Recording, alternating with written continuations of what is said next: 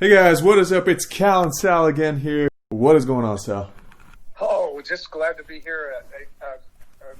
Cal, sorry I couldn't make it to the mainland again. I like to spend my Christmas holidays here in Maui at the headquarters. Beautiful weather here.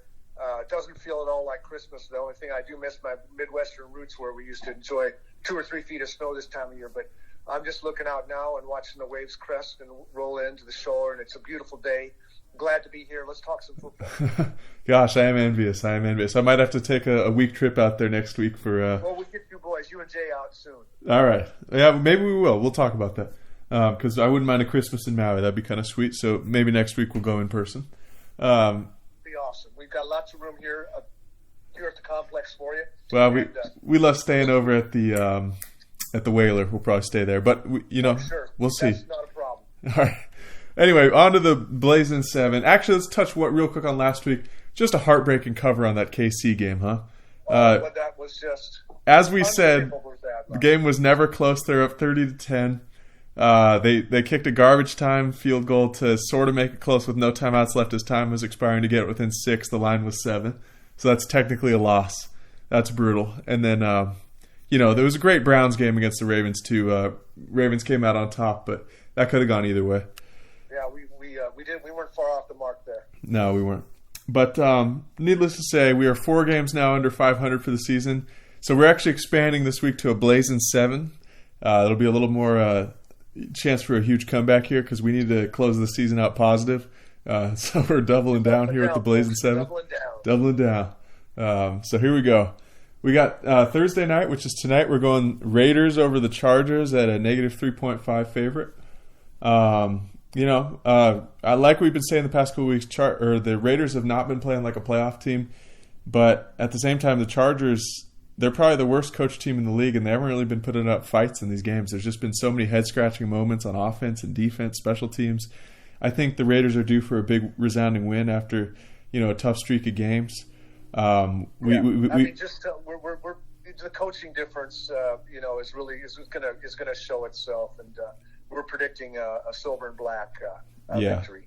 Yeah, coaching's big in the NFL, so you got to have a coach. So I assume talent on both sides of this ball, but the coaching difference is what I don't think Anthony Lynn's going to make it till next season. I'll put it that way. But I would pick I think 3.5 isn't enough to scare me away from the Raiders there. But on to a bet we really love, which is Minnesota -3 over Chicago. I hate Zimmer as much as the next guy, but Kirk Cousins has been on an absolute tear all season. He's solidifying himself as a top 4 quarterback, top 5 maybe. You could put him or Mahomes are interchangeable for me. In my view, Kirk has had a great year and has had to overcome his coach's reluctance to use the offense. Zimmer hates the offense, but yes. Trubisky, I think he's going to Trubisky out. So you can't stack a Trubisky up against a Kirk Cousins. You're going to lose. That's a recipe for disaster, and it's a must-win game for the Vikings too. Chicago has a little less to play for because they're almost out of it anyway. So I think this is a pretty easy win here for Minnesota. I feel really good about that one. Next one is a little tougher of a line, but Tampa Bay always seems to feast on bad teams. We're going Tampa Bay -6 over Atlanta. What are your thoughts there, Sal? Well, I told Cal, I said I feel a little nervous about this one, because Atlanta's has been playing some better ball in recent weeks. They have, but I'm expecting Tampa Bay had what we thought was sort of a letdown against the Vikings, and I'm expecting Brady and company to come back pretty strong. And this is another opponent, from the South that they should get pretty excited to play. Yeah, and I see them. I do see them covering on this one. Arguably the worst pass defense in the league. Brady always feasts on terrible pass defenses. You've seen that throughout the season. He'll put up a huge fantasy day. I think -6 is coverable. I think I'd feel pretty confident about that one. Okay, Cal, I'll go. All right.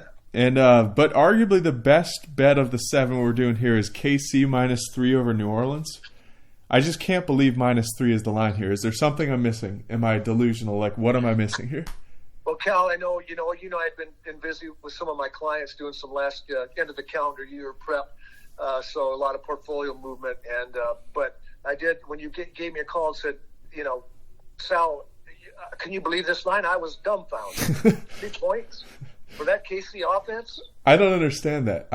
You can't explain that to me. That's money you can take to the bank. You could pay for your children's education. I love Taysom Hill as a backup, but he's not the type of guy that's going to give KC a run for their money, in my opinion. He's a running quarterback. KC's done well against running quarterbacks. I just don't see it. I don't see -3 with that KC offense. Now, mind you, do not bet your house on this or lose your fortune. Well, of course not. Yeah, we're going to spread these out pretty evenly as always. But this is one I would probably double down on if we were really trying to break even. Cleveland, New York Giants. This is probably the most risky of our bets. We're going -6 for Cleveland. If it was Daniel Jones playing, I probably wouldn't bet this. But Colt McCoy, I'm not very impressed with him. He's not the guy who's going to beat you over the top in big explosive plays, and I think you're going to have to with the way Baker's been playing. I think he separated himself a bit, even from. I thought Lamar played well. It was a very back and forth game. Mm-hmm. What did you think of that game? Who do you think was better, Baker or Lamar? Well, they both bring similar talents to the table. They can both, when they get free of the pocket and can run, they add that extra dimension. That's just, both of them, I believe, had running touchdowns. They did, yeah. Game. And so, I guess I would probably, it's interesting. You've got, Lamar, who's probably a little taller, has a little bit of field vision, but yet I think Baker, I might just surpass him in terms of finding open receivers and. Because I'll sometimes see Lamar run first, throw second, and I think Baker is becoming more of an NFL quarterback, hoping to throw first and run second. He looked phenomenal. It turned out that the kicker kind of lost him that game. They left 4 or 5 points on the board, but they both played good games. Really, you can't knock either one of their performances. I think if the Browns kicker played decent, they probably come out on top there. But great game though. It was a great game. It was a great game. Yeah. I had some money on. We had our money on that, and we didn't come up winners. I wasn't too upset about it because it was such a great game to watch. It was just we're do this for the love of the game, and we do it also just for the love of trying to see the future. And we guessed a little wrong in this one, but boy, it was a great game. It was a great game. All right, on to our 6th one. Let's make sure we get these in quick. Is Philadelphia +7 over Arizona. I like this one quite a bit. To be honest, I wasn't very impressed with Jalen Hurts. He made a pretty crucial fumble there at the end of the game, and just doesn't have a lot of zip on his ball, but he can scramble around a little bit. But I really think that team is just galvanized around him. They want to get Carson Wentz out of town, and they're fighting for it.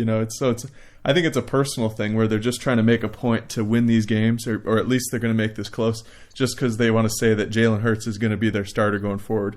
So I think it's going to be a personal, the team-wide, just trying to get Carson Wentz out of town.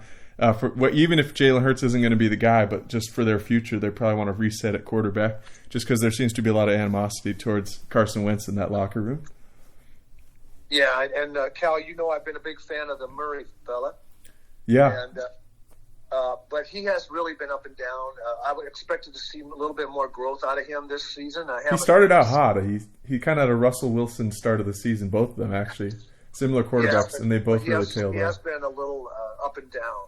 And I think this is a smart play. Go with a Philadelphia team that seems to be rallying behind their new QB. That's exactly it. And a Kyler Murray who's kind of starting to tail off. Yeah, absolutely. And finally, our 7th pick, we're going Miami -1 over New England. Miami, they played, well, they didn't really play KC tough. They kind of got blown out, but they came close to covering in garbage time. But I just think you can always pretty much bet against Cam Newton. He will find a way, and we've been seeing that all season. I guess they're 6-7. They did scrap out a couple wins that were, tough contested games. A lot of special teams. They have that great punt returner. That I can't remember his name, but he's he looks kind of like Thor, but he's pretty aggressive, and they're getting good field position. I that young man. Yeah, he looks fantastic. He does. He's part of a lion. He does. He's keeping them in games because their offense is not moving the ball, but they're starting at the 50-yard line a lot of these times. So yeah, he's incredible. Yeah. I don't know what his life expectancy is going to be, but he sure looks incredible out there. He's got at least one good season in him. Old Sal would not be doing that, I used to take some chances in the lanes, where I was just about at the fall line and nearly pitch forward into the gutter, but I held it back just that ever so slight to preserve my longer career. That's what we're talking about, Sal. Love seeing you on those lanes. But yeah, so I think that's a pretty safe play there. Belichick's been keeping these games tight, but at -1, it's not enough to scare me away. I think the Dolphins have a lot to play for, trying to make the playoffs, more so than the Patriots do. And, I'd take Tua over Cam any day, even though I'm not very high on Tua either. But I like that Dolphins defense too, especially against Cam. Yeah, we're going to go with Miami on this one. And folks, we hope you have a very wonderful, happy time with your family, and very Merry Christmas, Happy Hanukkah, or what other celebration that you might be celebrating during this holiday season. Yeah, absolutely. Hopefully we go, we got to go positive this week. Maybe a 7-0 if everything breaks right. You never know. And you may be hearing from us on, I guess it would be Christmas. Yeah, we'll Christmas talk to you guys before Christmas. We're coming back next week on Wednesday too. But thanks for sticking with us, and we'll see you guys next week for another Blazing Fast. Let's turn this. Let's go 7-0 this week, people. Absolutely. Peace.